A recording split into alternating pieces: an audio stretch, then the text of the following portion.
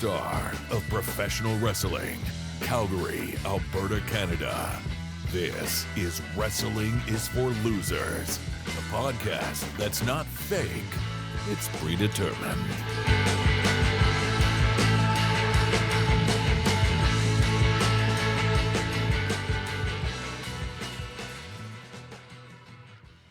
What's up, losers? It's me, Shoe Boots. Tonight we're digging into this week's episode of Monday Night Raw.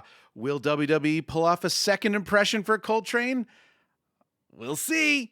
We're also going to talk about AEW Collision. It's finally here. We've been talking about it pretty much since this show started, and it happens in 6 days. And a new women's belt in WWE. But first, before anything, let's meet the crew. So first of all, you know him, you love him. He hasn't seen wrestling in 30 years, but now he watches it every week. It's Koltrane. How you doing, buddy? I'm great, Boots. Thank you. 30 years since the Titans of the Turnbuckles have tussled. And last week, we watched WWE SmackDown. This week, WWE Raw. Did I like it? Did I love it? Do I want more of it? I tried so hard. Maybe I can't get enough of it? Who knows? I don't know what the last lyric is, but we're going to find out. I'm very excited to dive in and talk about it this week. Okay, well, I'm glad you can remember the last lyric. Now I don't have to consult a lawyer before releasing this episode. Thank you. Thank you. Yeah, it's right. Yes. But... of course, we've got Koltrane, but we also have somebody who has been watching wrestling for the last 30 years or so. He's our resident WWE lover / apologist / enthusiast. It's Texas Crazy Horse. Now, you might want to keep that lawyer on call because I got a few people I got to go bad on. First is Ted DiBiase. You need to shut your damn mouth and stop stealing money from poor people with Brett Favre before you talk about anybody. Oh. And Koltrane, I got a problem with you. What'd I do now? You know, I went back and listened to a few episodes, and when Shu gets the Fatal 4-Way, you praised them for 3 straight weeks. But I said that Sammy would fake a pin to a roll-up, and exactly what happened, and I got no praise. Oh! So I need my praise, and you're both jabronis. There it is. Wow. There it is. There it is. Toledo. Well, there it is. Didn't you say he'd win with the roll up, or did you just say he'd attempt a roll up? I said he would fake it and then he would do a roll up. Okay. I didn't say he would win. I just said he would do it. Okay. Well, I'll leave it to Koltrane to decide if he's going to give praise. We're going to have to consult the archives here. We're going to have to scan the footage here. So, it was a good time this week. I actually, I won't give too much away, but I enjoyed Raw myself this week, so that was good. And I apologize to everybody. I'm just coming off a crazy weekend. We had my daughter's 3rd birthday yesterday. We had 30 people over. Wow. 3 of which were her actual friends, the rest of which were people we were entertaining under the guise of it being her birthday.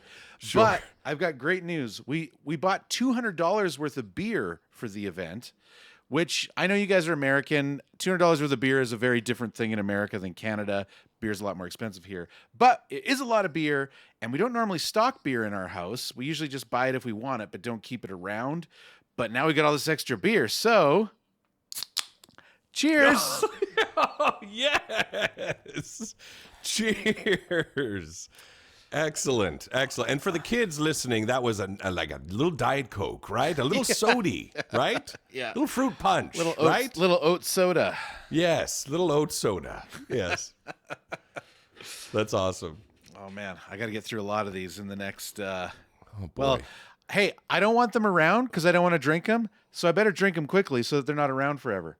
That's right. This is going to be quite a show. All right. So everyone take notice of Shoe Boots now, how he looks, right? How he sounds. Disheveled by the end. And let's do a little check-in. And I'll tell you another thing about Triple H. That's right. Exactly. We'll do a little check-in later. See how he's doing. Check in on Boots. All right. Well, exciting times, folks. We've got... we're going to talk about Raw, but first we're going to talk about some news. But before that, I just wanted to take a moment to go around the room and see if, besides Raw, if anyone else watched any other wrestling, had any kind of anything that they wanted to say or anything that they're excited about, anything they thought was stupid. maybe hold off on opinions on some of the news stories, but Tex, I don't mean to put you on the spot. I actually should have asked you ahead of time if you had anything to say. So I watched Raw, watched SmackDown. I did watch part of AEW. Got busy, so I had to watch the breakdown or whatever of it.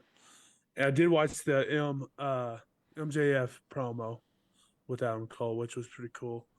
And I've been watching so much Dark Side of the Ring.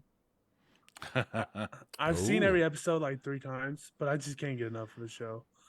That's the real wrestling show out of all of them. Right. It's the best. You watch wrestling just to have the background information you need to enjoy Dark Side of the Ring. And Chris Jericho, I give him a lot of. I talk about how bad he is all the time. He's great on the show. So that's all I do. Now, Tex, or Colt, are you familiar with Dark Side of the Ring? Do you know what he's talking about? I have no idea. Ooh. It's sort of a tabloid style reality show hosted by Chris Jericho. It's on Crave here. Is it an HBO show down there? I'm not sure. I watch on Hulu. It's on Hulu? Vice. Vice. Okay, so they basically take a controversy in wrestling, usually a historical controversy or an item, and they go deep, interview people about like what happened. So I've seen a few episodes and they're really great. Like there's a whole episode about the relationship between Macho Man and Elizabeth. There's an entire episode about the Montreal Screwjob. Yes, which you told me about. Yes. Right. So I would say check it out if you want, but do not watch the Montreal Screwjob episode, because I think it's maybe in a couple months when we're kind of past all this intro stuff, which we're almost through. It might be fun to actually do an episode about the Montreal Screwjob, and we might assign that Dark Side of the Ring as viewing for that. I will say my favorite is the Chris Benoit one. It's a 2-parter. And it's just because that's when I was like huge into it, was that time, and do all the stuff I didn't know. And it's just beautifully done, and I love it. Greatest, It's the best. I do need to see that because I was very much a viewer so at the good. time too. And I'm not sure, Koltrane, if you're familiar with what happened with Chris Benoit, but it's No. Well, he very unfortunately, at the height of his fame in WWE, killed his family and then himself. Oh, wow. So check, please. What? Okay, wow. And I haven't seen the episode, but there's been a lot of opinions over the years about, like, first it was like, oh, he was crazy, and then it was like, well, no, he had concussions, and it was like brain trauma that did. So I don't really know where the jury is at. I think that the general consensus around, like, obviously was originally shock, then disgust, and now I think people are more sort of like thinking about the mental health aspect of it. But it's a very conflicting issue because he did a horrible thing, but to what extent is he a victim as well, sort of thing, I guess. We don't know. Right. But I'm interested to watch that. Wow. But on that chipper note, hey, Koltrane, what did you watch this week? Well, I watched a whole bunch of Below Deck Sailing Yacht, and let me tell you, it was unbelievable. Gary, you can't trust Gary. I used to love Gary, but now I don't know about Gary. You know, I just don't know, guys. I don't know about Gary here. You know, he had his chance, and now, wrestling. Oh, yeah. Oh, wrestling. You know, wrestling. Yes, right. Yes, I did watch AEW Dynamite. And it was fantastic. I really enjoyed the MJF Adam Cole, and it reminded me of a story, Shoe Boots, of you in Las Vegas. All right? So for everyone out there, imagine this. We're in Las Vegas, right? We're sitting there. We're at this bar. And right next to the bar, there goes Brew Boots, as Iron Grudge said in the chat, Brew Boots. And right by the bar is this walkway that leads to the hotel rooms, and every single wrestler from AEW is walking by, right? So they're within 5 to 10 feet of us as we've got front row seats as every single wrestler walks by. And lo and behold, who walks by? Adam Cole. Adam Cole walks by. And what does Shoe Boots do? He yells, he screams at Adam Cole, and he shouts to him, "You're going to get a title shot. You're going to get a title shot." And what happened this week on AEW Dynamite? Adam Cole is getting a title shot. It seems like it. However, first of all, thank you for for the props. I always Yes. love to usually I have to tell everybody how I was right about things, but Yes, right. Yes, yes. I think I recall. I believe they said that next week Adam Cole is getting a title eliminator match, which I think is a new term to Coltrane. Yeah, I don't know what that title is. eliminator match happens when somebody who has not technically earned a title shot wants a title shot, and they are granted a title eliminator match, which means they will have a match, but the title is not on the line. But if they win the match, then they will get a title shot. So Adam Cole will need to beat MJF to get a title shot Against MJF? Yes, that's what an All right. eliminator match is. Yeah, That sounds a little odd. Like I have to beat you so that I can beat you. it's normally, in my opinion, the normal proper use of the eliminator match is so you can Right. take, okay, you're world champion, you're going to wrestle someone that has no business wrestling the world champion. We don't want to put the belt on the line because it's beneath the belt, like it cheapens the belt, but we'll Yes. give you an eliminator match that you're Got you. you're going to lose, but it just gives, like Moxley did a lot of them when he was champion because he wanted to wrestle every week, but the champion isn't really supposed to wrestle every week. Right. So they basically he did a lot of eliminator matches and he beat all these guys, but it was actually really great for these guys because these lower to mid card people got to wrestle John Moxley on television. Got you. So okay, that makes sense. This right. but that is not what this is. This is them teasing. Like, there's one of two ways this could go. Either Adam Cole is going to lose unfairly, and this is really just a tease for now, and he's going to get a title shot later, which I think is a good chance that's what's going to happen, that he's going to get the title shot maybe at All In London, and they want to do that. Or the other way it could go is that Adam Cole does win, and now he gets the title shot. It's extremely rare that somebody wins a title eliminator match, but it's also really rare that a worthy contender has a title eliminator match. So I'm really Right. up in the air with how this one's going to go. Yeah, and I thought their back and forth was hilarious. I thought it was amazing. I thought MGF was, of course, incredible. He was in Colorado, and he's like, "Listen up, you drug addicts!" Yeah. You know, like, I thought that was great. And then Adam Cole talking about, you're talking about the size of my body compared to yours. Well, we can go pee in a cup and see who's natural and who's not. I thought that was great. Like, so Adam Cole, I was really impressed. I know he's great on the mic, but I thought he really did. He did a good job standing toe to toe with MJF. Here's the problem. For people that don't watch it week to week, the last time they saw Adam Cole, he was in one of the worst matches of the year. So hopefully the match next week can build him up, because it's hard to go from being the worst and now you're trying to fight for the belt. So hopefully they can find a way to build his. He's talking about you're talking about the Jericho match at Double or Nothing in Vegas. I wouldn't call it the worst match of the year. That's it's pretty.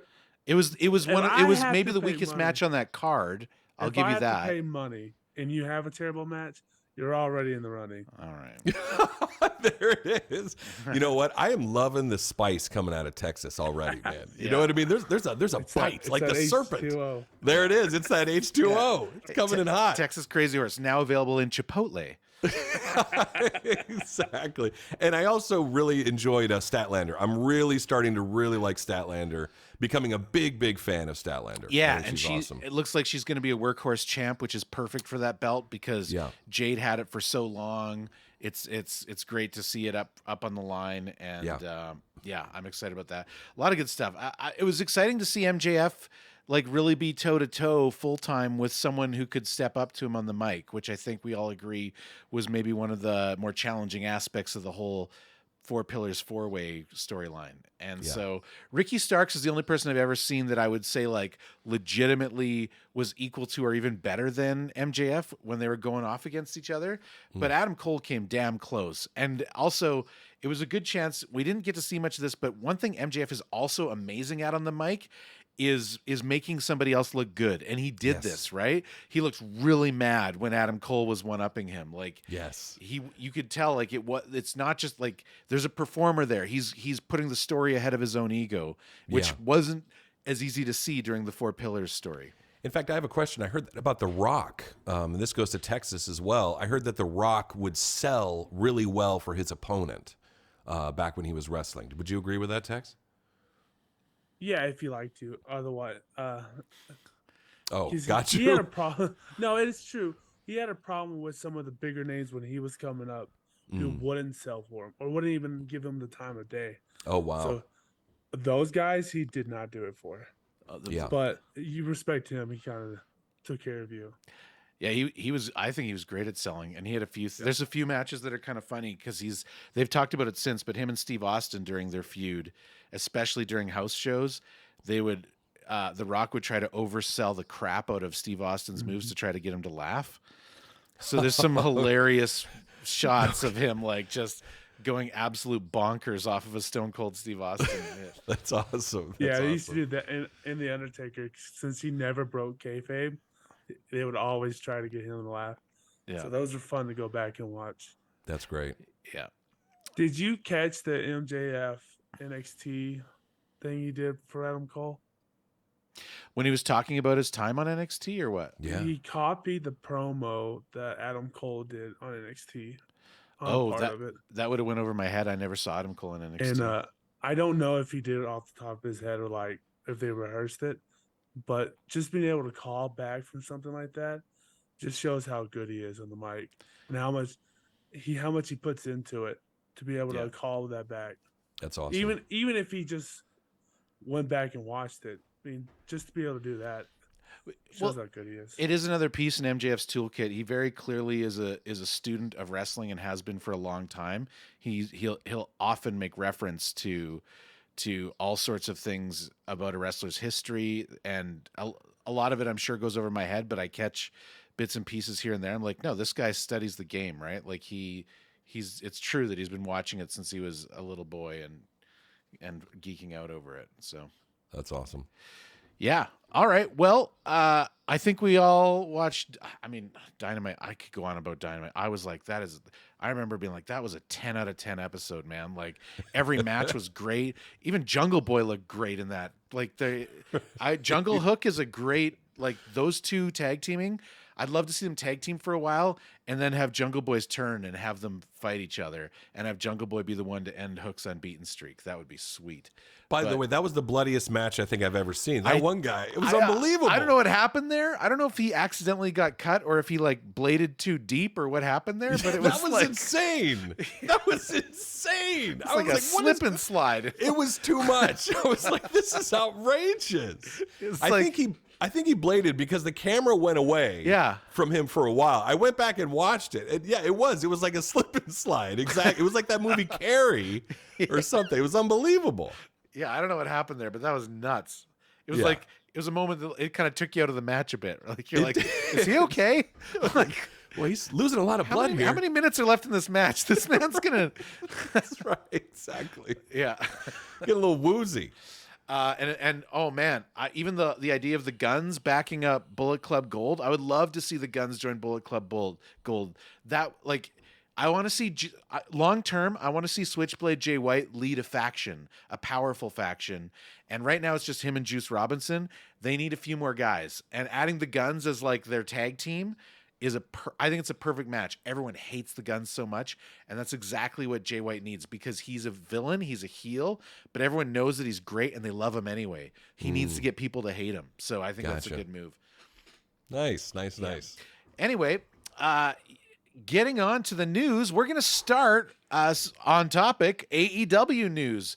Just a few quick things we want to talk about. First of all, AEW Collision starts this week. It has been confirmed not only that CM Punk will be on the show, but that he will be wrestling Koltrane. Two-part question. Part A, how excited are you to see CM Punk for the first time?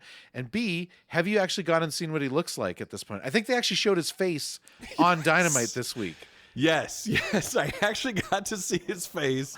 And I mentioned this last week I wanted to know, why is CM Punk a star? Like, what is it about him that makes him so unique, right? You look at MJF, he's got the big personality, he's this big buff dude. You know, back in the day, you had Ultimate Warrior, Hulk Hogan, Andre, you got The Rock, these are all they have these certain characteristics that make them a star. And then when I saw this picture of CM Punk, again, I just heard this name. I pictured in my head this larger than life guy, and he looks like my neighbor. You know, he looks like your average Joe, which is also, I think, awesome. because he also looks like somebody I don't want to mess with if I run into an alley. You know what I mean? But I did get to see the picture of him, and I like the X on the gloves. He's got this like MMA fighter thing going or something. Yeah. I don't know. Maybe he's got some kind of MMA style thing. The X is actually because he's proudly straight edge. He uses a straight edge razor. Yes. Oh, no. that's good. Great. No, he's good. He's proudly drug and alcohol free, and that's the universal symbol for straight no edge is the kidding. X. Yeah. Oh, that's awesome. Oh, I didn't know that. Oh, that's great. Oh, cool. Fun fact for Kale Queen, if she's in the chat, I don't know, but the reason that they put the X there is because back in the day when they used to let underage people into bars, the bouncer would put a big X on their hand so that the bartender wouldn't serve them alcohol. Oh, very nice. Well, there you go. Yeah, so I'm really excited actually to see CM Punk. I mean, my gosh, we've been talking about this guy for months. I've never seen him wrestle. I've never seen anything. So I'm really jazzed. I'm really fired up. And also that Texas, I mean, Boots, you love AEW, right? You're an AEW mark, right? Listen to me using the terminology. Look at you. Yeah, I'm learning, right? I'm learning. And but to know that Tex is also a big fan of CM Punk because he also came from WWE. So I'm really jazzed to see him get into it. How about you, Tex? Are you fired up? Are you going to watch AEW Collision? Oh yeah, I will sit down with no popcorn because I'm on a diet. But hypothetically eating popcorn, watching the match. I'm excited. Do we know if is it 2 hours? My understanding is it's a 2-hour live show. Yeah. Okay, and it's on TNT. TNT. Yeah. Okay. That's awesome. Yeah. I do worry about it being on Saturday, so. I mean, this is a topic for another day, but I really am of the opinion that the entire internet phenomenon of like making content about ratings of wrestling is dumb. It is my speculative belief that anywhere between 2/3 and 3/4, if not more, of all fans are watching wrestling in a way that is not measured by those numbers. So I am not worried at all. I'm not saying you're wrong, but if you can't sell tickets now, how are you gonna be able to sell tickets when the NFL comes, when college football is playing on Saturday everywhere? This should be the time you're selling, and if you're not. Well, let's segue into our third story on the list here then, because this is a news story that we've kind of talked about a little bit, but it's become more prominent this week, particularly with some of the numbers being reported about advanced ticket sales for upcoming AEW shows. Collision in particular, the ticket sales are low, and I've seen some really bad numbers thrown around. I have personally went onto Ticketmaster's website and browsed available seats for these. I don't think it's as bad as like some of the pundits are making it out to be, but it's not great. And a lot of these shows happen to be in Canada because there's a Canadian tour happening this summer. And I have some opinions on this. I think it's a good time. I am an AEW mark. I love AEW, but I think it's a fair time to start being critical of AEW as a fan of why this is happening. And I was listening to, there's a great podcast, wrestling podcast called Wrestling Friends with Matt Kuhn. You might be familiar with him. He's done podcasts with other wrestlers before. He got into a deep discussion about this, and I really thought it just inspired me to bring it up here. There's just a lot they could be doing to sell tickets. And I think that my belief is, my sort of assumed positive intent belief is that they're just so focused on what's going on with TV and CM Punk right now that they haven't really taken the time to do what needs to be done. And I think that there's been some poor planning. I'll give you an example. They're touring across Canada. They're going to be in Saskatoon, Regina, Edmonton, and Calgary, all in a short span of time. Well, if you know, locally, WWE for years has stopped doing that because they know that they can do a show in any one of those 4 cities and people from the other 3 will travel to see it. So doing them all together shot themselves in the foot. And I'm sure that I get the thinking like, well, this is easier. Now we don't have to drive the truck across the border 4 times. But it's a problem because Saskatoon, all those fans that bought tickets there are fans that would have come to Calgary, including friends of mine who are like, would normally come out here. I actually have a friend, a good dear friend, who is coming out to Calgary, and he's going to stay with me when SmackDown's in town in August. But he's staying home for AEW because Dynamite is going to be in Saskatoon. So right. I think it was just a little bit of regional unawareness, which bums me out because as a Calgarian and someone that really believes that the wrestling heritage in this city is really great, I want AEW to have a great show in Calgary. And I think the Calgary show is selling decently well. They have put the Calgary show in a very large arena, one of the largest arenas in all of the NHL. So it's not going to sell out, but I think they're going to do okay, but we'll see. Tex, I'm going to give this to you because I know you love to talk about ticket sales. Do you have any thoughts on why AEW ticket sales are not doing well, despite them clearly being successful enough that they just signed a mega millions of dollar deal to double the amount of content that they put out on a weekly basis? So, Dynamite Rampage last week was in my hometown, Colorado Springs. I listened to the radio at work, all that. I heard one commercial for Dynamite, and it was the day of. And I looked at tickets. I was busy, so I couldn't go. The half full floor tickets were $35.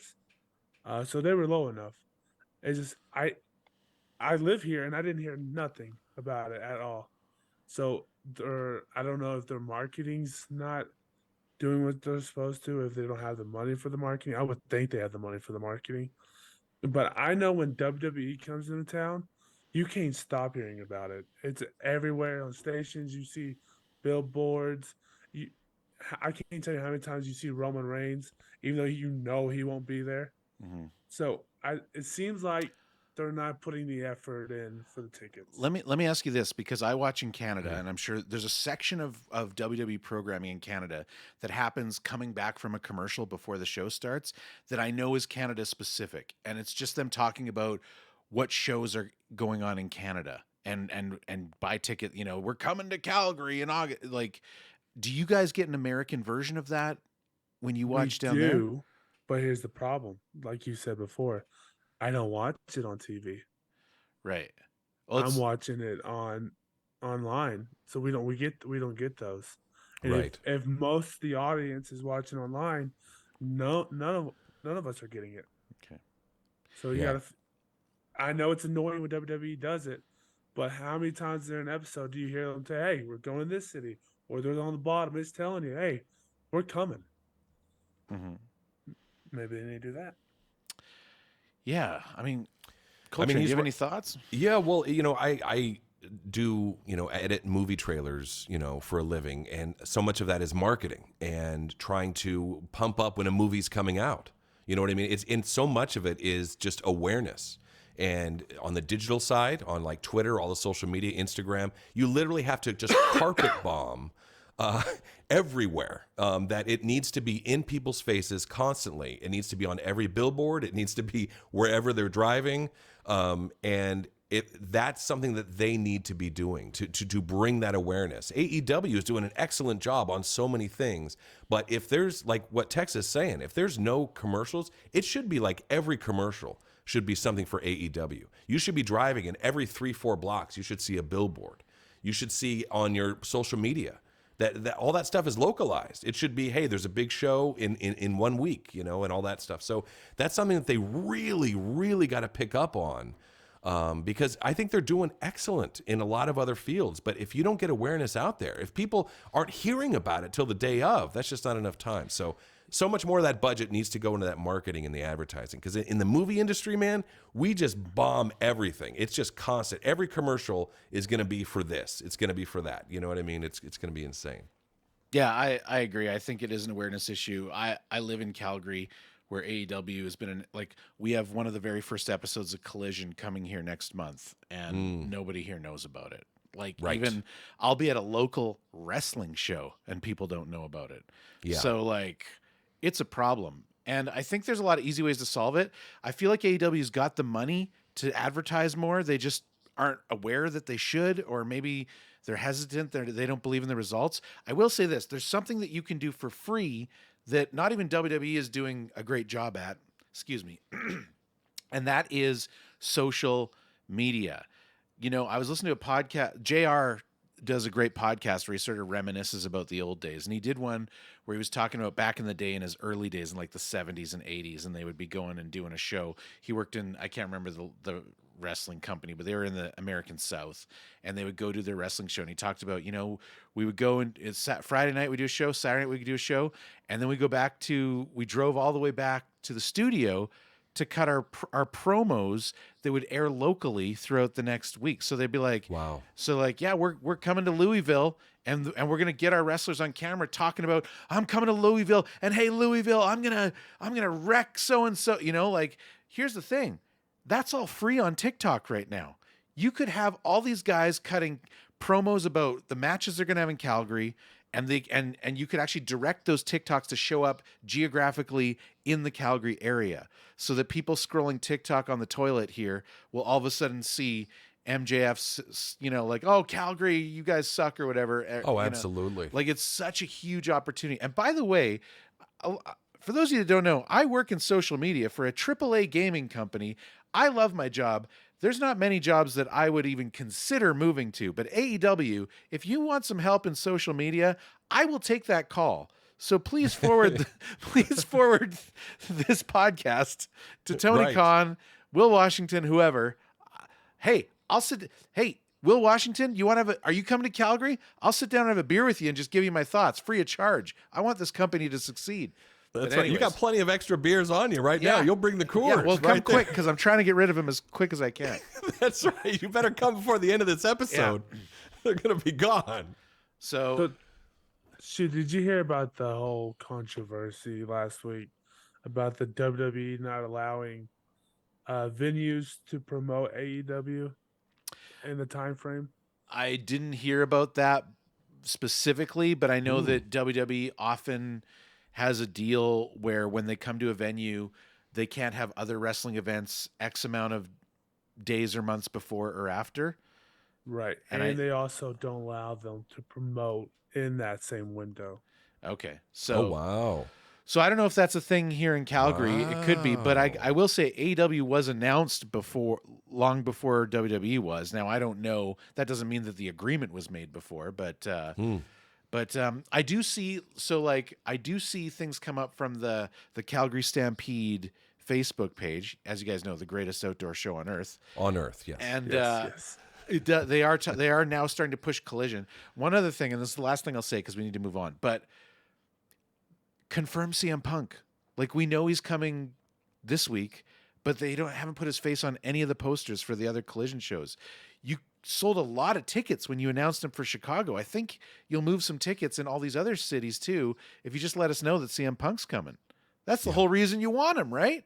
So hopefully during the show he makes some kind of promo like, hey, I ain't leaving. I'm staying there every week. I feel like that's the case. And I feel like I also, giving AEW the benefit of the doubt, I truly believe that if there wasn't sort of controversial stuff happening all at once, they would have loved to get all this information out in the open way sooner.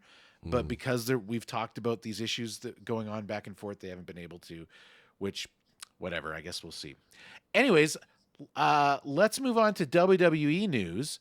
And that is that, well, first of all, sad news. I think this actually happened before our last episode, but we might not have caught it for our discussion. But former world champion and WWE Hall of Famer, the Iron Sheik, has passed away at the age of 81 years old.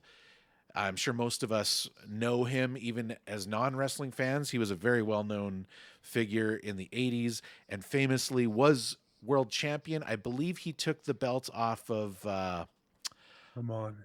What's that? When you know it. I got his face in my head. I know he dropped it to Hogan. Yes. Oh, what's the guy? The guy that came back years later and got the belt again. Bob Backlund. There it is. Bob Backlund. But so he was one of those, back in the olden days, what they would do is a champion would hold the belt for often years at a time because there wasn't television every week. So they had to tour town to town. And then whenever they wanted to get the belt off of one babyface to another babyface, they'd have some heel come in and take the belt for a few months and then drop it pretty quickly. And that's what the Iron Sheik did. He took it off Bob Backlund and then dropped it to Hulk Hogan. But he was a great villain. He was around forever. He was also, during the Gulf War, he was part of that crew with Sergeant Slaughter, the pro-Iraq wrestling faction during the Uh-huh. the Gulf War. Jeez. So stupid, but so great. Right. So nothing much to say other than he had a great career as a wrestler. Seems like he had a good long life, and sorry to see him go. Yeah, true icon. It's something that you can say the Iron Sheik and you know exactly who that is. That's pretty impressive. Just to have that kind of accomplishment that you can just say that name, everyone pictures him, they see him, they know him. There's a lot of people on this planet, and if you can just say the Iron Sheik and you know exactly who that is, that's really saying something. So he's definitely a legend. Could you imagine being hated by everyone in America because you're an Iranian sympathizer Yeah. and you're Iranian and you're going against the American hero Hulk Hogan and everyone, and he's just fed off of it. He's one of the greatest villains ever in wrestling. Yeah, so great. Yeah, and Hulk Hogan's song was even like, I am a real American. Yeah. Remember his song was like, fight for the rights of every man. By the way, if you ever need 5 minutes to kill, look up the MTV music video from I Am a Real American, Hulk Hogan. Oh, you're kidding. You're welcome. Oh, that's It's awesome. so good. Excellent.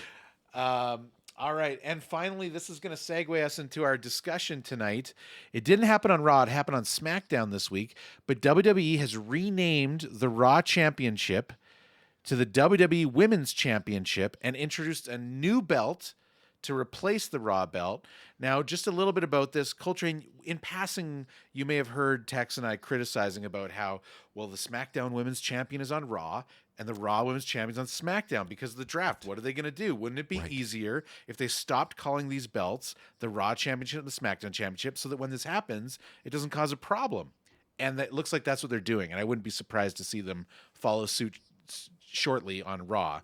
But two things. First of all, I'm going to throw it over to Tex in a sec, but I think that everyone is generally positive on the idea that they've renamed the belt. They're keeping the official lineage as the Raw belt. It's not a new belt, but it is an exact clone of the new Roman Reigns belt, Oh, jeez. except with white leather instead of black leather, which the general consensus is, well, it was pretty lame when you did it the first time a week ago. Right. Might as well do it again. Right. One more time. This Right. really sucks. They So- take a while to make. They made it already. they're Right. stuck.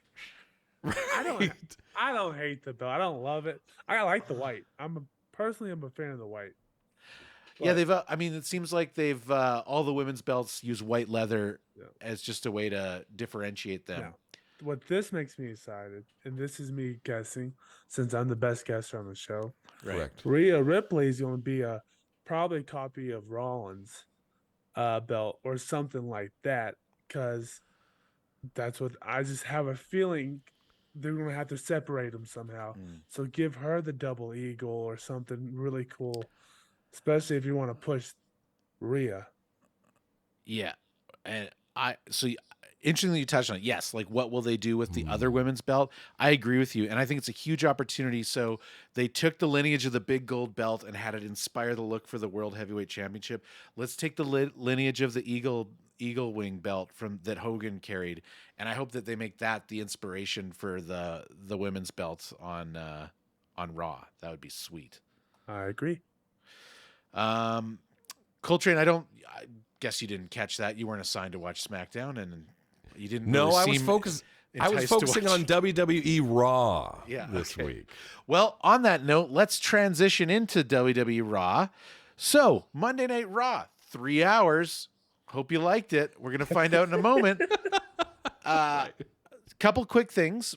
Longest running episodic show on television. It's been around longer than any other show except the news. Simpsons? Simpsons, they claim to be, so I guess so. Wow. Maybe not. I don't know. That's actually a good challenge, but they claim it. As you saw, Seth freaking Rollins, probably my favorite WWE wrestler at the moment, is the World Heavyweight Championship. Rhea Ripley, probably my favorite female wrestler on the WWE roster, is the SmackDown Women's Champion.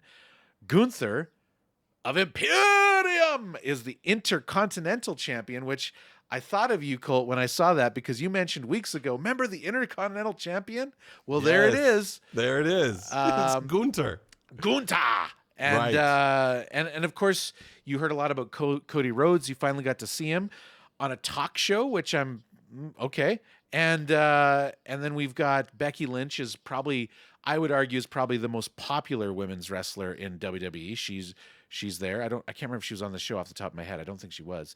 And then you got the Judgment Day, this really awesome heel faction that made an appearance once or twice. So we're going to do just like we did. And I know, Colt, we're putting you on the spot, but I think you're the guy. I've went on record to say overall I enjoyed this Raw, but I want to get your initial thoughts on watching Monday Night Raw. All right. I'm going to be as dramatic as I possibly can. I'm so nervous. You ready? Are you ready, Tex? Are you ready? No more rain pie, please. So last week, no more meringue pie. There's no meringue pie. All right. No meringue pie. So last episode, you had me watch WWE Snackdown. Snackdown, right?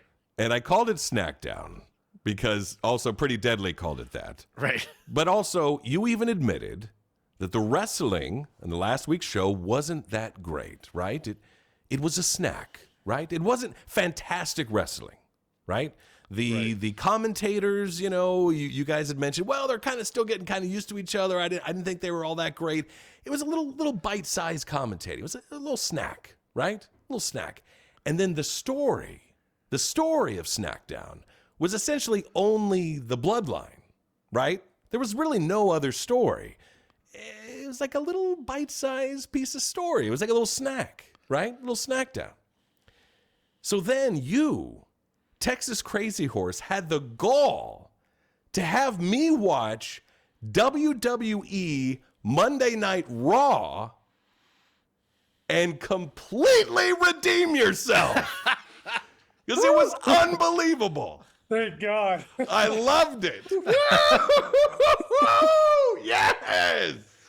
I absolutely loved it, Tex. It was fantastic. It was brilliant. This was WWE. Seth friggin' Rollins was unbelievable. I loved him. I thought his outfit, he matched the belt. He was great on the mic. He had incredible presence. He was phenomenal. I also wrote down like Becky Lynch, I thought was also incredible. Loved Becky Lynch. The Gunther Kevin Owens match I thought was amazing. And it was, and also I really liked The Miz. That was his name, right? The Miz? The Miz, yeah. The Miz. I really liked The Miz because I thought he was an excellent character, right? He was like that great character. It was a talk show, but it was great. He just is a great heel, a great bad guy. And it was so awesome getting to see Cody. I mean, and you're right. He's just a star. Even with a broken hand, he just had such presence. He was just awesome. And then this guy who came out, Dominic Mysterio. Yeah, I wrote down, he looks like he just hit puberty. Like who is this guy? Like he just got his braces off last week. What is he doing on the stage? I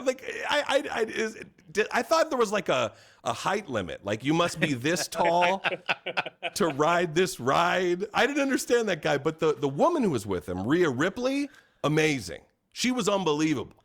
She barely even spoke, but she had such presence. She was unbelievable. So everything about this episode, about Monday Night Raw, was unbelievable. It was incredible. It was what I wanted it to be. It was fantastic wrestling. It was great stories. It was great characters, great heels, great baby faces. It was absolutely fantastic. So I was a huge fan of this week of WWE Raw. And it just felt fantastic, man. I was cheering, I was like screaming while I was watching it.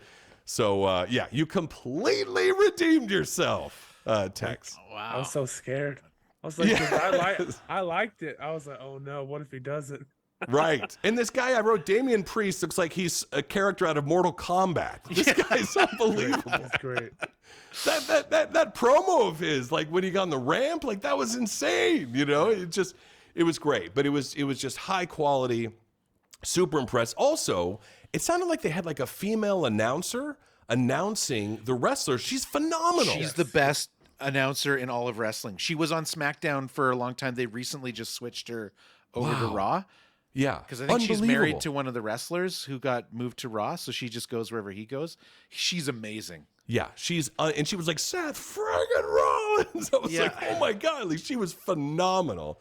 So huge fan, and it was a fantastic episode. So you got me all excited, you got me all pumped up. All right, Tex. All right, I'm loving WWE. This was fantastic. Good. So much better than WWE's SmackDown from last week. Now, huge difference. I had one issue. Wait, hold on. So we're now entering the moment of our episode where Koltrane loved WWE and Tex is about to criticize it. Just pointing that out. Go ahead. It was a problem with Monday night and Friday night. Stop letting Ronda Rousey talk. Oh gosh, yes. Please. Please. Ronda Drowsy. Yeah, like stop letting her talk. Shayna Baszler, great. I love her.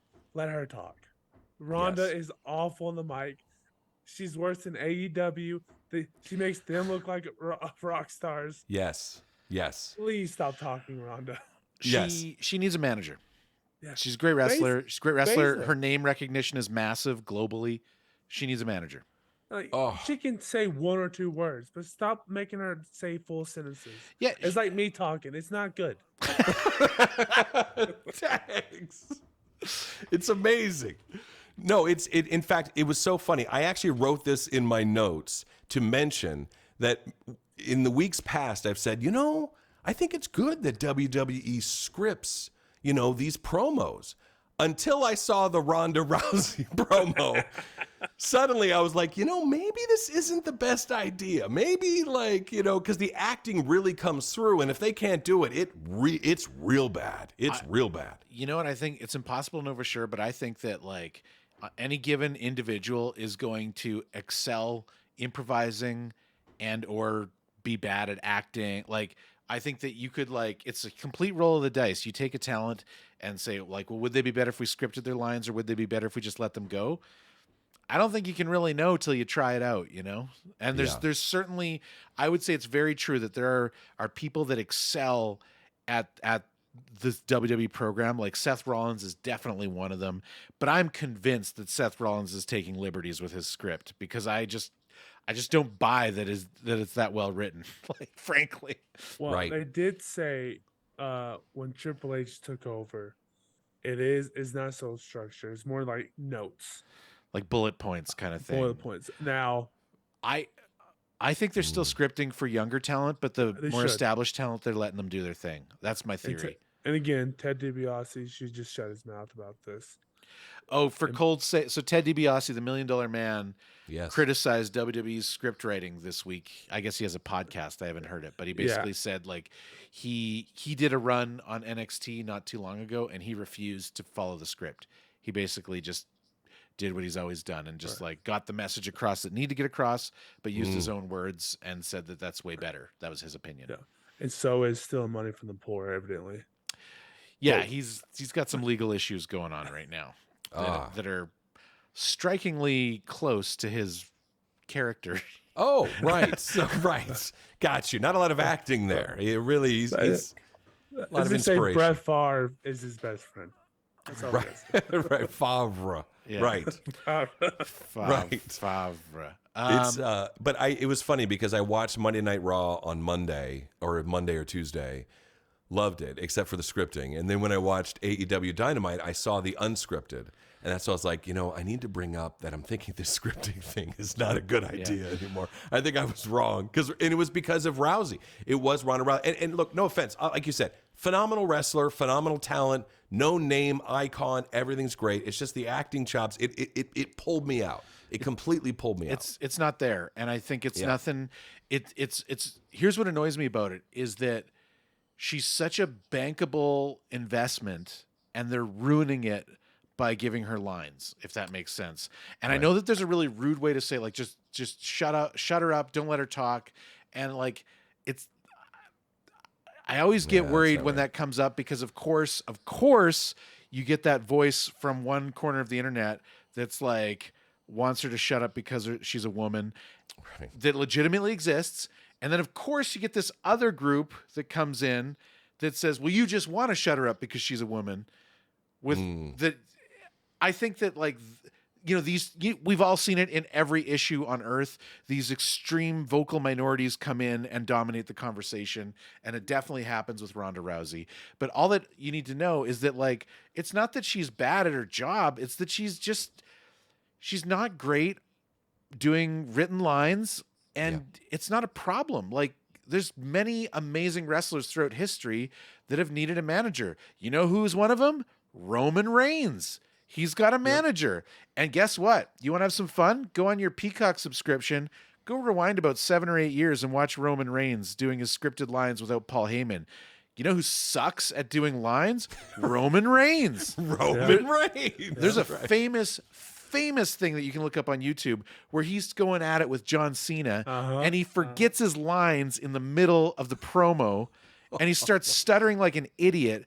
And John Cena doesn't let him off the hook and mocks him for forgetting his lines live on the show. It's amazing. Oh, man. There's also rumors that The Rock used to put it on his palm. The Rock never had to do written lines. Well, he would when he came back, I guess, with John Cena. Oh, okay. He would write them down on his arms and stuff. His own lines. So If you smell, He wrote smell across his whole arm. Yeah. Now, I'm going to defend the WWE here. I don't know how much of this is they're putting her in a bad spot or she's kind of an ass to work with, because she kind of seems like she wants to do her own thing and she's pushing back. Her first that could be run true. was great. Yeah. But you keep hearing her go off on Twitter or whatever else she's on, and you heard her refuse to do the WrestleMania match. That's why Charlotte Flair took the belt from her. It's because she refused to. I'm bored of this. I don't want to do this part. I want to do the tag team thing, and eventually, those talents are going to fade off because you got to at least meet the company halfway. And it doesn't seem like she wants to. It's one of those things that I think WWE's weakness is with these big name talents. They do kind of give them more freedom than they probably should. AEW has this problem too with certain talents that there's certain people that should probably be reined in and probably, like, you know, yes, you're famous. Yes, you're a big draw. But if I let you do what you're asking me to do, you will cease to be a big draw, which is why I'm paying you. So they need to put their foot down. And I think with Ronda Rousey, I will say this. I think her like partnership with Shayna Baszler is good. I think they look good together. I think they're great heels, but they don't need to be given like long plot developing promos, right? They could just be nasty people that come in and beat the crap out of everybody, even without a manager. Like, they could just be their current characters and not have to cut a promo about like, oh, we're so good, we're gonna, you know, whatever, Munchkin Land. I can't remember what she said, but like, it's just not necessary. And the way to make it even better is just give him a manager. Just give him a manager. Shayna's part was fine. It's just they didn't need the Ronda part. Or if you're arguing, I think the Ronda's like first line was fine, if I remember correctly. They should have just cut it off there instead of making it 5 minutes or however long it was. Cut it in half. Say a few words, beat them up. Yeah, that's all you need to do. Right, it's wrestling, right? It's very simple, right? Let's just get right to say a few words, beat them up. That's pretty much it. That's exactly right. Well, as I said, I really enjoyed this episode. There was a lot of great stuff here. I mean, like, I have to check off the obvious criticisms that has to go with every episode of Monday Night Raw, including the greatest episode they could possibly do. It's an hour too long. Like, you could just trim that down, right? And here's the thing. There's a disproportionate amount of the talent on Raw because it's a longer show. You could trim that down and put more talent on SmackDown and have a better SmackDown show. And which right now, it seems to me that their strategy is, we know that our biggest draw is the Roman Reigns bloodline storyline. Yeah. So we're going to stack Raw with everything else. That's just what it feels like right now. And I don't mean that disrespectfully to the rest of the SmackDown roster. Far from it. In fact, I think the problem is that the rest of the SmackDown roster is not being given a fair shake because that entire show is designed to push the Roman Reigns storyline.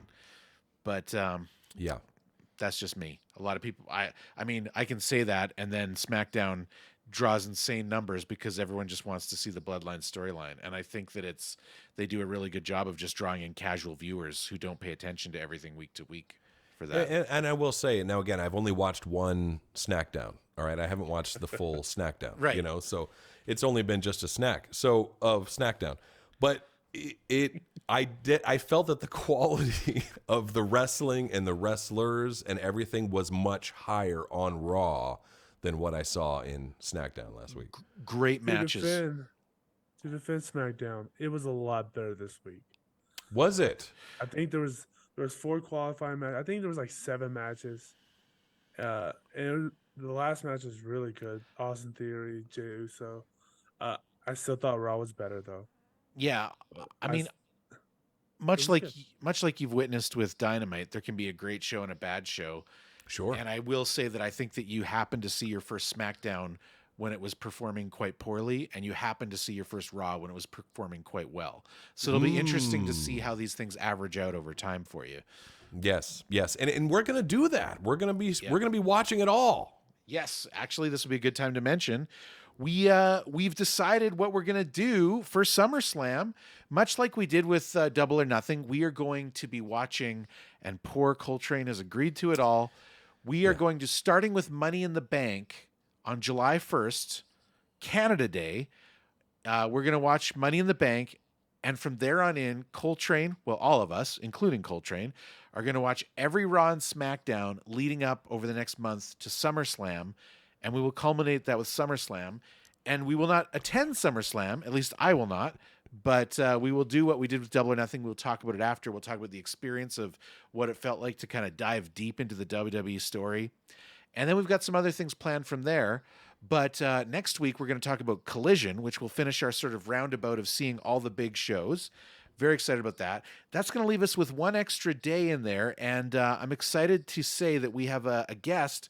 I'm not going to announce them just yet, because I haven't confirmed how they want to be introduced. But we have a special guest. Somebody's reached out to us who is an absolute hardcore fan, has attended WrestleManias, has an encyclopedic knowledge about wrestling. It'll be interesting to get their take as people who, Koltrane really hasn't seen much wrestling, but even both Tex and I have talked about, we've taken long breaks over the years and we're kind of coming back to it in the last few years. So it'd be really interesting to get that take leading into Money in the Bank and get what they have to say. So more information on that next week, but that's what the next few weeks look like on our show. And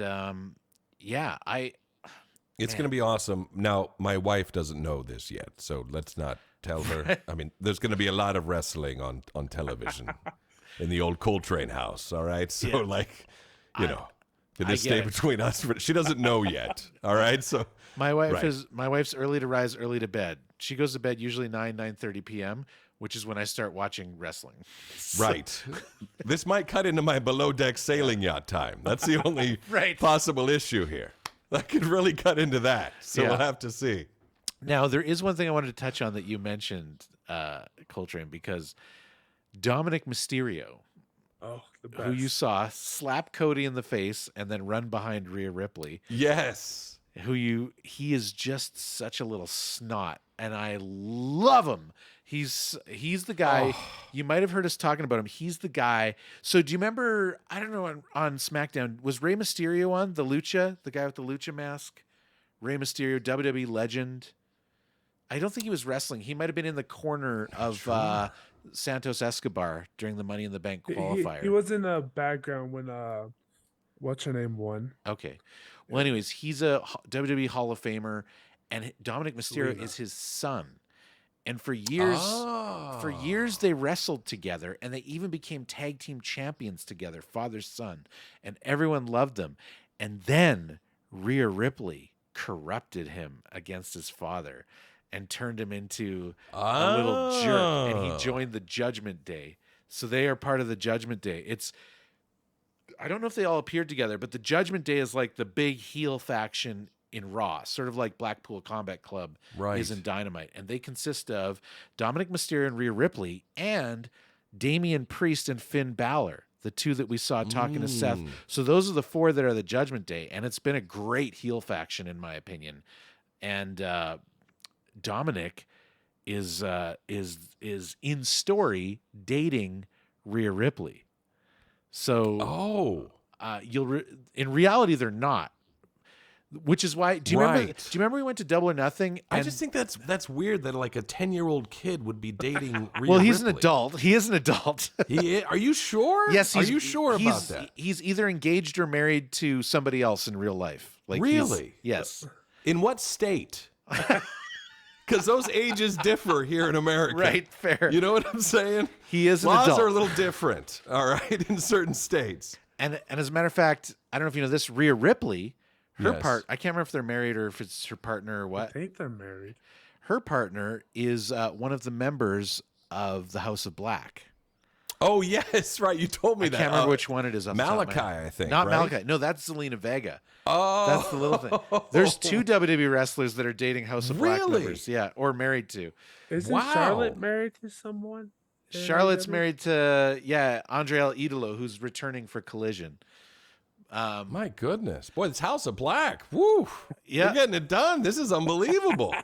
But you might Jeez. remember when we were at Double or Nothing, and the Acclaimed had that line that said made fun of one of the House of Black, saying they're getting cucked by a boy named Dom. I can't remember what it was, but that was the burn. Is that in Got story you. she's dating this guy, but all wrestling fans know that she's actually with this guy from AEW. Right. Got you. Okay. All right. Now it all makes sense. Now it all comes around. But you have to know about Dominic and why his character is so brilliant. So last Christmas, he was feuding with his father after he got corrupted, and they actually fought at WrestleMania this year. But he brought Rhea Ripley to his mom and dad's house for Christmas dinner, and he was asked to leave and refused to leave. And this was shown on my video, gosh. and the cops were called and arrested him for trespassing. Oh my gosh. And he was released 15 minutes later, but ever since then talks about how prison hardened him. Oh jeez. And you might remember Cody Rhodes made fun of his tattoo. He's got a teardrop tattoo under his eye from his 15 minutes in prison. Right. It's a brilliant Okay. character. That's pretty awesome. I got to admit, that's pretty awesome. When he came out at WrestleMania in the back of a police car. They brought him out in a paddy wagon. All right. That's pretty great. Like they uncuffed him and let him go to the ring. Did you hear how loud the crowd gets when he gets the mic? They won't let him speak at all. They hate him. And he's the best villain, or whatever you want to call him, in WWE right now.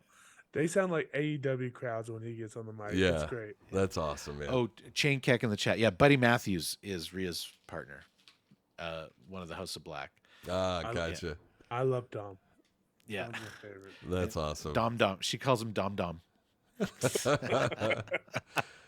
But it was fun, man. I really enjoyed Monday Night Raw, and so Tex. So my apologies about the AEW comment. You deserve all the credit. My apologies about the WWE from last week. You deserve all the credit.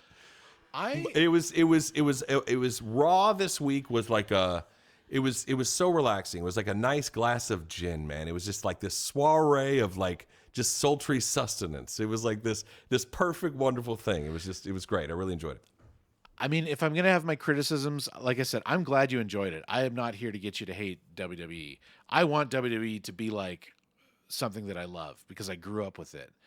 But, I mean, there's the usual things. Like if you actually like scroll down, in our show notes, I kind of made a quick list of everything that happened just for reference.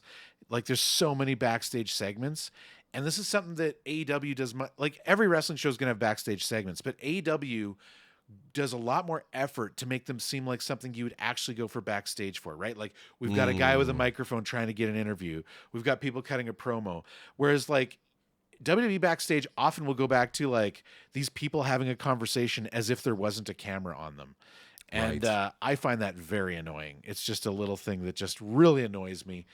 And I wish they would stop doing it. It often doesn't even serve anything, and it's so easy to fix. I Caught want him in the act where they're talking. We caught him. Yeah, but I do want to temper your expectations because this was an exceptionally good Monday Night Raw. And I will say that Raw happens to have, and I don't know this for sure, but they happen to have a lot of the talent that it seems to me care a lot more about the craft of wrestling than maybe some of the, like, I just get this vibe, and maybe it's unfair, maybe it's out of their hands, but it just seems to me that when I go on AEW and I watch AEW, it just sort of flows through that these wrestlers love wrestling. Yes. Right? Like Yes. I'm sure everyone in WWE is happy to be there. Don't get me wrong. But like it seems like these people are very passionate about the art of professional wrestling and all that it entails. The promos, the big spots, the like the old, doing it old school, doing it and all that. Like saluting the lucha, saluting Japanese strong style, saluting the hardcore. And I just in WWE that is rare, but it's not absent. I find that like you didn't see him wrestle, but Cody Rhodes is definitely one of those guys who truly is a phenomenal wrestler. And I think that Seth Rollins, I'd put him in that category too. He really cares about his matches. Damian Priest, it seems like he does too. He's kind of new to me, so I haven't developed a full opinion on him yet, but my feelings on him are pretty positive. Finn Balor's another one of those guys. Like Becky Lynch is another one of those people. Yeah, like she was great. So you've got these people. KO and Sammy are other dude. KO, Kevin Owens. He had a great match. And I love this whole character. He's done it a little bit more in the last couple of weeks. This whole, like someone pisses him off and he's just like, what? No, I'm not. Look, you want to wrestle? Let's just go right now. And he just like marches out and they just have a match. Like, this is the whole like freaking out character. And he does this awesome thing where like Kevin Owens defies logic because he's a great wrestler, but he doesn't have the build. He's like kind of like Mick Foley back in the day. Like he just doesn't have the build, and I don't know why it is. I don't know if it's he can't get the build or if he's just like I don't want to get the build. I don't care. So he comes out with pants and a shirt, and he's just awesome. And he does high flying moves. He does dangerous moves. He's not calling it in, and he does like he's great. And Sammy's great. Like all these really great wrestlers. Whereas I think like, at least what I'm seeing on SmackDown right now, I'm seeing a large contingent of wrestlers who I don't want to say like they're bad at their job or anything, but I just feel like that passion doesn't seem to be there. And I don't want to blame the wrestlers because it could be anything, right? It could be the artistic direction. It could be the producers. It could be any number of things. It could be, I mean, I'm going to throw this out there. It could be that a lot of WWE talent are people that were recruited by WWE from other fields that didn't necessarily grow up watching wrestling and didn't come to it with a love of wrestling. And maybe they have a love of wrestling now. I don't want to take that away from them. Sure. But it's a little extra something that makes it extra special when you got somebody wrestling that knows the heritage, that knows the history, that incorporates all the subtleties of that into what they do. So yeah. And that's, I think, why I mentioned too that AEW, I think, the focus is wrestling. WWE seems the focus is more of the show. Now, I did enjoy Raw a lot more than SmackDown, and I called it SmackDown this time. Oh, wow. Yes, but because I thought you brought up some really, really great points. But I think the wrestling is the focus on AEW, and that seems to be more the foundation of it. Where WWE, and again, you've got to modify, you've got to change with the times. You know what I mean? But the focus is more on the show. Yeah. So, what are we gonna say, Tex? I feel like Raw is kind of like what SmackDown was in the 2000s, where in 2000s Raw was your big show. It had Triple H, Evolution, had all the big guys on top. But SmackDown was where you're not as popular people were just killing it every week, killing it. And it was the best show in the 2000s. Now it seems it kind of reversed. The big numbers are on SmackDown, but Raw seems to be where the quality is. And sorry, go ahead. I didn't interrupt you. I thought you were done. I was going to say also, if you like KO, he's huge friends with like the Elite, and I was shocked that he's still with us. Yeah, well, I mean, it all goes. I gotta say, like, if you kind of trace these guys back, Kevin Owens, Sami Zayn, where did they get their start? Ring of Honor. CM Punk, Ring of Honor. I actually don't know if the Elite were in Ring of Honor. I think they were, but I don't know for sure. I do know they credit KO with a lot of their success. Yeah, so the Ring of Honor is where like virtually all the top talent of today kind of came out of, which is why it's such a big deal that AEW now owns Ring of Honor and is trying to bring it back. So I did want to end on one thing that you kind of touched on, Tex, as we sort of wrap up the show here.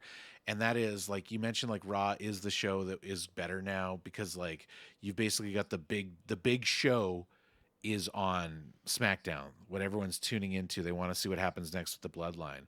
But the workhorses are on Raw, making it happen. So if you're a weekly watcher and you like the art of wrestling, there's a good chance that's going to be your show 9 times out of 10. But there is a conversation we had, and this is both an AEW and WWE conversation now, of, like, 2 years ago when I very first started getting back into wrestling, I was watching a lot of the pundits, I was watching a lot of the websites, the content creators, and everyone across the board was saying Raw is the worst show. It is unwatchable. And the only reason I watch it is because it's my job. You have to pay me to watch this show. This show is awful. This show is terrible. And that is clearly not the case anymore. And that's sort of the nature of the beast when you have a draft, right? If Raw is bad, well, you can just mix things up and switch things back and forth. But it got me to thinking, I've heard, I got a buddy here that often tells me, and I don't know if he's referring to the era you're referring to, Tex, that, back in the day, what he loved about Raw and SmackDown being separate brands is that they really tried to appeal to different audiences. Is that one of them was more showy, one of them was more for the hardcore fans, one of them was more family oriented, one of them was more kind of adults in theme, one of, that sort of thing. And I guess if I look at WWE now, my personal opinion is that they don't necessarily try to differentiate between Raw and SmackDown thematically, right? Like, there's different stories because there's different wrestlers, but they're really kind of going for the same thing on both shows. And should they? AEW is going to have to make this choice. Is Collision going to be a very different show that feels different than Raw? Or is it going to feel like another 2 hours of what could be Dynamite, but we broke it up because we can't put a 4-hour show on television? And so, do you guys have any opinions on the way that it should be? Like, is there value in going for different segments of the population with different shows? Or are you sort of breaking up your core audience when you do that? Do you have a preference? I do like there being a difference. I don't know if I want anything major. I don't want AEW on SmackDown and then Raw being what it is now. I think they should be different, but some similarity. I do like the idea of Raw going more edgy. I know there's been a lot of talk about it, and I'd be real interested in that. But I don't know. I don't know what they can do for SmackDown. It seems like they're just throwing matches together, and they're not building the stories, right? Or they're hesitant to build the stories. But that seems like Raw more of a writing issue than a theme issue, right? Yeah. Okay.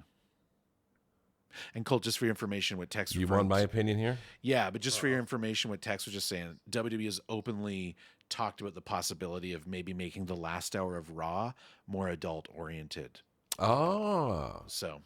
Because it's getting like after 9 p.m., that kind of thing? Yeah. Like after dark? Right. Yes, like sir. Raw becomes Raw? Like literally Raw? Yeah. That's insane. As far as I wanted to say, as far as changing the brand, I think that there's a reason why a Big Mac, you order a Big Mac in Texas, and then you order a Big Mac in Canada, and they taste exactly the same. Because it's a brand, it's something that people expect. When I order a Big Mac, I want to know that I'm going to get a Big Mac. Yeah. I don't want something different. I don't want something that tastes different, that's made a different way or anything like that. I think people like the same. I don't think there should be a different. The Starbucks strategy. Yes, exactly. Your Starbucks order is the same thing globally. Yes, globally. Yes, I think it should be the same thing with wrestling. That when I tune in for AEW wrestling, I want AEW wrestling, not what they think this version should be. When I turn into WWE Raw, I think it should be the same as SmackDown in that great wrestling, great characters, great heels, great baby faces, that kind of thing. Yeah. Well, I think everyone aspires for greatness, but you're saying like you wouldn't want to see like Raw's the more adult show and SmackDown's more the family show or that sort of thing. Right. Yeah. No, I see what you're saying there. I mean, because it is getting on hour 3, which is getting into the late night. You know what I mean? But I mean, even that. in general though, like if they decided one of these shows we're going to, like, WWE could decide, we're making a lot of money getting casual viewers on SmackDown, but we want to make Raw, we want to court the AEW fans with Raw. We want to draw the hardcore fans here, and it'll be more kind of fluffy on SmackDown. Yeah, I see what you're saying. What do you think, Boots? Do you think it should be the same? Do you think it should be varied? I think it should be the same. And I'm not speaking from a marketing standpoint. There could be all sorts of data and knowledge that says I'm wrong as far as profits go. But here's why I think it should be the same. Because I think that these exist in the same world. And I think that, an Ant-Man movie has to have the same look and feel as a Thor movie. They need to be consistent with each other. I think it's just one of those parts of kayfabe that gets a little too far outside of my willing suspension of disbelief. If especially maybe it might sound good on paper, but you get to that moment where it's like, okay, this John Moxley's bleeding all over the place and throwing thumbtacks all over on Dynamite, and then he switches over to Collision, and he's like, "You're a jerk," right? Like it, high fives, right? Yeah, right. And it's that's true. I just don't like it. And what I would like to see, especially, and I'm going to speak more about AEW here because I feel like that's more my wheelhouse at this point. And my hopes for Collision is that I want it to have the same look and feel in terms of what the wrestling is, what the product is. I like that they're going to go thematically for a little bit different visual look. I think this is something that WWE has traditionally done well, although their new set, I think, is a little bit homogenized. They now have that big kind of dome screen for all their shows. And, back in the day, the SmackDown set looked very different than the Raw set. And I wish they would go. Yeah, that was one of them, the giant fist above the entrance. But they also, I think the first SmackDown had the circles that you go. Yeah. I just like that idea. And I'm guessing, if I had to guess, I'm going to guess Collision will look visually very similar to Dynamite. But hopefully the Collision graphic looks quite different than Dynamite. But we'll see. I would like to see them look different in that sense, but I want the product to be the same because when a wrestler goes from Collision to Dynamite or vice versa, I want them to look and feel the same. Yeah. What I do think, and this is something that unfortunately I would criticize WWE for not doing well at this in the past, even though their entire system should make them excel at this. Generally speaking, your stories should be confined to one show, so that nobody feels out of place for watching just one of the shows. I've seen WWE do this from time to time. They did it on Raw, right? Paul Heyman showed up and said, "Hey, we're gonna come on, tune into SmackDown. You've got Kevin Owens and Sami Zayn, half their stories playing out on SmackDown, half their stories playing out on Raw, and you've got these things." I don't like that. I think that you should absolutely do what you can to try to entice people to watch the other show, but you shouldn't punish people for watching one of the shows. I feel like you're just throwing away viewers when you do that. And I think it's really important that AEW does, and WWE does a better job of keeping the stories. And some of this is going to take care of itself because of the current issues behind the scenes with AEW. CM Punk is going to stay on Collision, and the Elite are going to stay on Dynamite. And so those stories are they're going to stay on their shows, and you're going to have some people that are going to go back and forth. And I think it's okay to have some, but if Orange Cassidy is the international champion, he's going to appear on both shows because that belt is up for grabs on both shows. But if he's going to feud with Swerve Strickland, he's got to stay. That feud has to entirely exist on whatever show Swerve Strickland's on. They shouldn't be going back and forth. Everybody, and then when he's done that feud, he can go to the other show and have a feud with somebody on the other show. But I really think that if you have somebody that watches every Wednesday and decides that they're not going to tune into Collision, you don't want to lessen their viewing experience of Dynamite just because they're not watching Collision.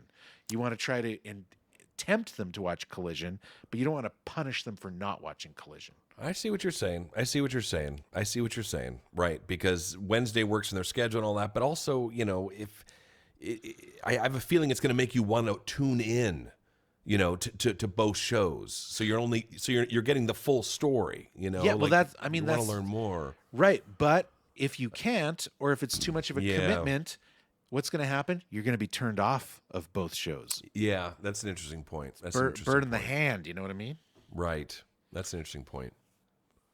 Well, there's an easy solution.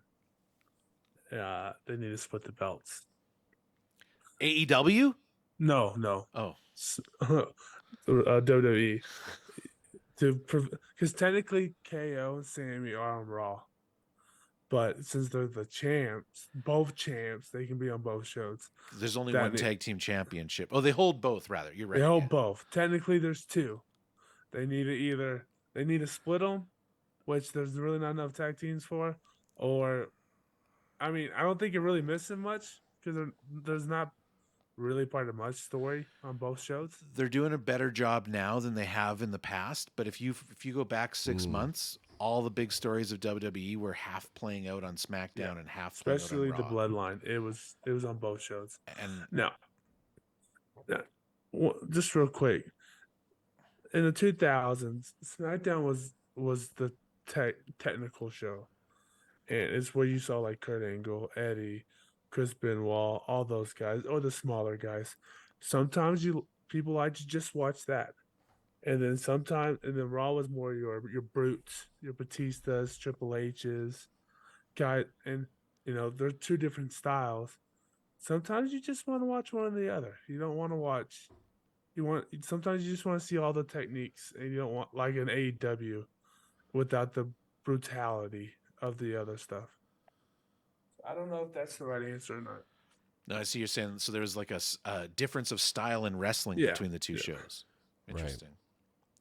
Yeah, I think I'd be more open to that than having story. Like, to me, keeping the storylines largely separate. Now, of course, for a world championship, that can be an exception, right? Like whoever's going after the world title. But generally speaking, I like the idea of keeping it separate. And also for the mental health of the wrestlers, it means that they don't have to go to 2 shows every week.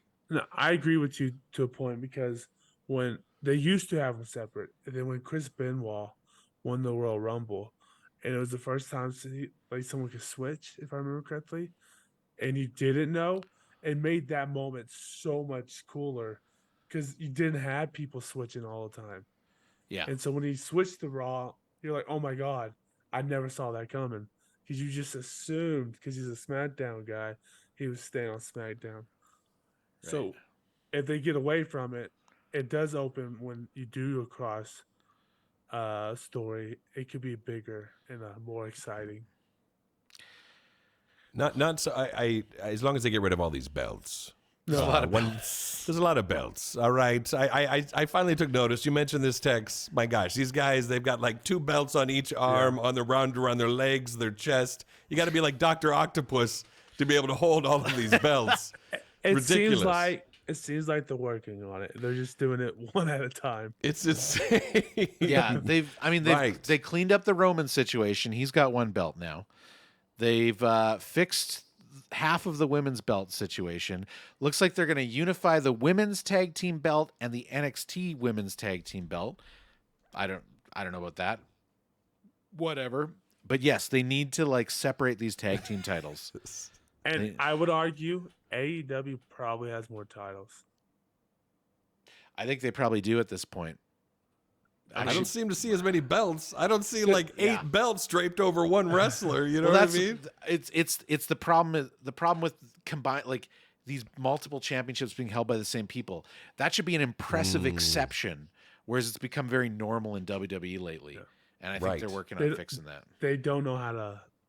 They did it and made it special, but now they don't know how to get out of it. Yeah. But you know what annoys me, though? They've had so many opportunities to get out of it. There was this moment where, out of nowhere, this happened last February or March, the Usos were the champion. They would come in with both of their belts, had it for like almost a year, like 10 months they've been holding these belts. And all of a sudden, they said, we're going to do, their kayfabe commissioner guy, what's his name? Adam Pearce, the bald guy, comes in and is like, we're going to have a tournament, a tag team tournament, and the winners are going to challenge for the SmackDown Tag Team Championships only. So everyone was like, oh, okay, we're going to separate the belts finally. They're going to challenge. If they win, they only win this one set of belts. So they did this tournament. Took a month. They did a tournament. They challenged. They lost. Oh, jeez. Usos kept the belts. Jeez Louise. Another Well, awesome, there it is. but they could have at WrestleMania. I think it would have been a great move. It's the story I would have went with personally if I was booking WrestleMania. When Kevin Owens and Sami Zayn defeated the Usos, they should have fought them for one of the belts. Like the Usos should have defended for just one of the sets of belts, or maybe had to defend both belts in 2 different matches and retained one but lost the other. They should have done that with Roman Reigns too. Of they won, and then Paul Heyman walks out. They were like, actually, in the contract, you said you won the Raw. Yeah, they won. They think they won them both, and Paul Heyman's like, technically, they've only signed for the SmackDown championships. And my tribal chief says that Perfect. That's the worst Paul Heyman. It sounds great in my head. I mean, I knew who he was talking about, so it must be working, Like right? Pee-wee Heyman or something. Ladies and gentlemen, my name is Paul Heyman. Paul Heyman. I love him. He's the best talker in wrestling. It sounds like it, right? I mean, that voice alone, my goodness. All right. Incredible. Well, it's been an interesting episode. I'm pleasantly surprised. I thought, man, if Colt doesn't like this one, this show might be dead in the water. It's over. Exactly. This is kind of a maximum effort show that he's seeing here. But no, sounds like it went well. It'd be interesting to see the average develop. But next week, I'm sure we'll talk a little bit about WWE, but it's going to be all about Collision. We will be 24 hours removed from the big show. The return of CM Punk after all these years, after all these months. Woo. I can't believe it's actually happening. It doesn't even feel real, but we'll see what happens.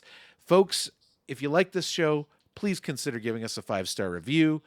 We're not going to ask you for Patreon money. Well, not yet. We're not going to ask you to subscribe to get the episode early. Well, not yet.